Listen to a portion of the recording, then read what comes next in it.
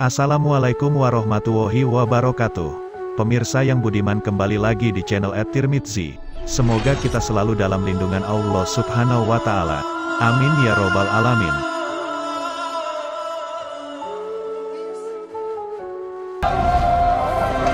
Pada kesempatan kali ini kita akan menceritakan karomah dari sahabat Nabi yang sangat terkenal. Namun sebelum melanjutkan, alangkah baiknya jika Anda like, komen, share dan subscribe, agar channel ini dapat berkembang. Abu Bakar As-Siddiq adalah merupakan sahabat Nabi yang paling awal memeluk Islam. Beliau dikenal sebagai khalifah pertama yang meneruskan perjuangan Nabi Muhammad dalam memimpin umat Islam.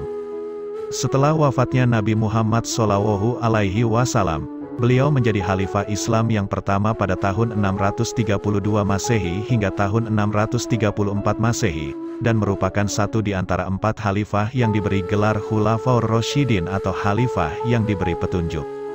Nama lengkapnya adalah Abdullah bin Utsman, bin Amir, bin Amru, bin Ka'ab, bin Sa'ad, bin Tayyim, bin Murrah, bin Ka'ab, bin Lu'ai, bin Khalid, bin Quraisy.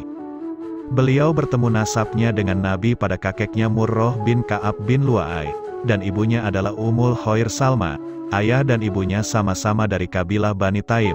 Sebelum masuk Islam, Abu Bakar bernama Abdul Ka'bah, yang artinya hamba Ka'bah, namun setelah masuk Islam namanya diubah oleh Nabi Muhammad menjadi Abdullah yang artinya hamba Allah.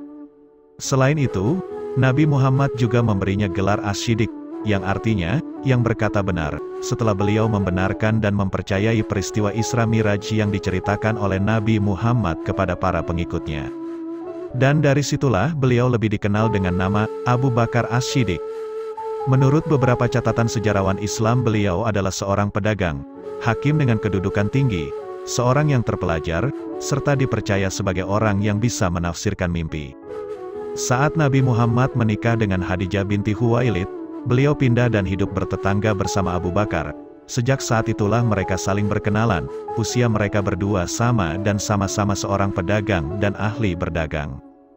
Dalam kitab Hayatus Sahabah, bab dakwah Nabi Muhammad kepada perorangan, dituliskan bahwa Abu Bakar memeluk Islam oleh ajakan Nabi, dan setelah itu beliau meneruskan dakwah Islaminya kepada Utsman bin Affan, Thalhah bin Ubaidillah, Zubair bin Awam, Sa'ad bin Abi Waqqas dan beberapa tokoh penting dalam Islam lainnya. Sahabat Abu Bakar diangkat menjadi khalifah berdasarkan musyawarah antara kaum Ansor dan kaum Muhajirin di Sakifah Bani Sa'idah atau Balai Pertemuan di kota Madinah.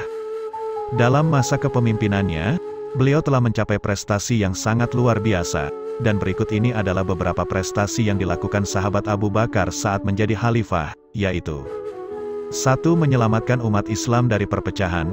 2. Memerangi orang-orang yang murtad. 3. Memerangi orang-orang yang tidak mau bayar zakat. 4. Memerangi nabi-nabi palsu. 5. Memperluas dakwah Islamiyah hingga perbatasan Arab Syria. 6. Menghimpun mushaf Al-Quran.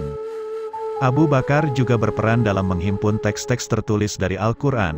Setelah kemenangan yang sangat sulit saat melawan Musailamah Al-Kadzab dalam Perang Riddah, banyak para penghafal Al-Quran yang ikut tewas dalam pertempuran itu. Kemudian sahabat Umar bin Khattab meminta Abu Bakar untuk mengumpulkan lembaran-lembaran dari Al-Quran. Kemudian dibentuklah sebuah tim yang diketuai oleh sahabat Zaid bin Sabit. Mulailah dikumpulkan lembaran-lembaran dari Al-Quran dari para penghafal Al-Quran dan tulisan-tulisan yang terdapat pada media tulis seperti tulang, kulit, batu, pelapah kurma dan lain sebagainya. Setelah lengkap penulisan ini, maka kemudian disimpan oleh Abu Bakar. Setelah Abu Bakar meninggal, kemudian lembaran-lembaran Al-Quran tadi disimpan oleh Umar bin Khattab dan kemudian disimpan oleh Hafsah, anak dari Umar yang juga merupakan istri dari Nabi Muhammad. Kemudian barulah pada masa pemerintahan Utsman bin Affan teks-teks Al-Quran tersebut menjadi dasar penulisan teks Al-Quran yang dikenal sampai saat ini.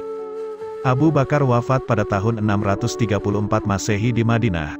Karena sakit yang dideritanya pada usia 61 tahun, kemudian sahabat Abu Bakar dimakamkan di rumah putrinya Aisyah di dekat Masjid Nabawi, di samping makam Nabi Muhammad SAW. Sebagai sahabat Nabi pilihan, Abu Bakar As-Siddiq memiliki beberapa karomah yang kisahnya diabadikan dalam karya para ulama masa lampau.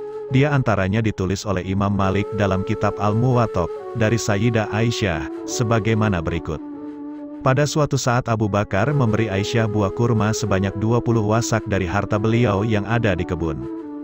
Kemudian saat menjelang wafatnya, Abu Bakar berkata, "Wahai putriku, sepeninggalku, tiada seorang pun dari para ahli waris yang sangat aku harapkan menjadi kaya selain engkau, dan tidak ada yang lebih berat aku rasakan selain kefakiranmu. Aku telah memberimu kurma sebanyak 20 wasak. Jika engkau telah memanen dan mengumpulkannya, maka ia telah menjadi milikmu. Sekarang harta itu menjadi harta waris, dan yang mewarisi adalah 2 saudara laki-lakimu dan 2 saudara perempuanmu. Bagilah harta warisan itu sesuai dengan kitab Allah." Aisyah lalu berkata, "Wahai ayah, seandainya harta yang engkau berikan padaku sebanyak ini dan itu, maka akan aku tinggalkan, demi mengharap ridhomu. Namun, saudara perempuanku hanyalah Asma, lalu siapa saudara perempuanku yang lain?" Abu Bakar menjelaskan, "Anak yang ada dalam kandungan binti Harijah, istri Abu Bakar yang bernama Habibah binti Harijah, aku melihatnya akan terlahir perempuan." Dari kisah di atas ada 2 karamah yang tampak dari Sayyidina Abu Bakar. Pertama, beliau tahu bahwa sakit yang sedang diderita akan menghantarkan beliau pada kematian, sehingga memberitakan pada Aisyah, bahwa harta yang dulu dihibahkan padanya kini menjadi harta waris yang harus dibagi, antara dirinya, 2 saudara laki-lakinya, Muhammad dan Abdurrahman, dan 2 saudara perempuannya, Asma dan Umi Kulsum. Karomah kedua, Abu Bakar tahu bahwa anak yang sedang dikandung oleh istrinya kelak akan terlahir perempuan, dan benar saja, setelah Abu Bakar wafat istrinya melahirkan anak perempuan yang kemudian diberi nama Ummu Kulsum. Demikian pula, karomah Abu Bakar yang tertuang dalam hadis Bukhari, yang diriwayatkan dari jalur Abdurrahman bin Abu Bakar, yaitu sabda Nabi Muhammad yang pernah beliau ucapkan terkait ahli sufah, "Siapa yang memiliki makanan untuk 2 orang maka hendaklah ia mengajak orang yang ketiga, dan siapa yang punya makanan untuk 4 orang, maka hendaklah dia mengajak orang yang kelima." Dalam lanjutan hadis tersebut disebutkan, lalu Abu Bakar meninggalkan mereka untuk mengajak 3 orang lainnya ke rumah, dan beliau tinggalkan mereka di rumahnya. Kemudian beliau makan malam bersama Nabi Muhammad, lalu beliau tinggal di situ hingga sholat Isya bersama Rasulullah. Kemudian Abu Bakar baru pulang sesudah berlalu sebagian waktu malam atas kehendak Allah. Setelah sampai rumah, istri Abu Bakar bertanya kepadanya, "Apa yang menahanmu hingga berlama-lama meninggalkan tamumu itu?" Abu Bakar berkata, "Apakah kamu sudah menjamu mereka makan malam?" Istri Abu Bakar menjawab, "Mereka tidak mau makan sehingga kamu datang." Kemudian Abu Bakar berkata kepada para tamunya, "Silahkan Anda semua makan. Demi Allah, tidaklah kami mengambil 1 suap kecuali dari bawahnya bertambah lebih banyak sehingga mereka semua kenyang, dan makanan itu bertambah lebih banyak daripada sebelumnya." Lalu Abu Bakar memperhatikannya dan berkata kepada istrinya, "Hai saudara Bani perempuan Bani Firos, apakah ini?" Istrinya berkata, "Sungguh demi penghibur hatiku, sungguh makanan itu sekarang lebih banyak daripada sebelumnya lipat 3 kalinya. Lalu Abu Bakar kemudian memakannya. Karomah lain sahabat Abu Bakar dalam tafsir Ar-Razi dan tafsir An-Naisaburi, juga diceritakan karomah Abu Bakar yang tampak saat pemakaman beliau, sebagai berikut. Di antara karomah Abu Bakar As-Siddiq, ketika jenazahnya dipikul menuju pintu makam Nabi Muhammad SAW, lalu diucapkan salam, "Assalamu alaika ya Rasulullah." Ini adalah jenazah Abu Bakar, telah ada di depan pintu. Tiba-tiba pintu makam terbuka dengan sendirinya dan terdengar hatif, panggilan tanpa rupa, dari arah makam, "Masukkanlah sang kekasih menuju sang kekasih." Demikianlah beberapa karamah sahabat Abu Bakar yang dikutip dari beberapa sumber, dan sesungguhnya karamah para sahabat Nabi dan para aulia, membuktikan kebenaran agama yang dibawa oleh Nabi Muhammad SAW, karena karamah hanya bisa dimiliki oleh orang-orang yang benar-benar ittiba, mengikuti, dan mencintai baginda Nabi Muhammad.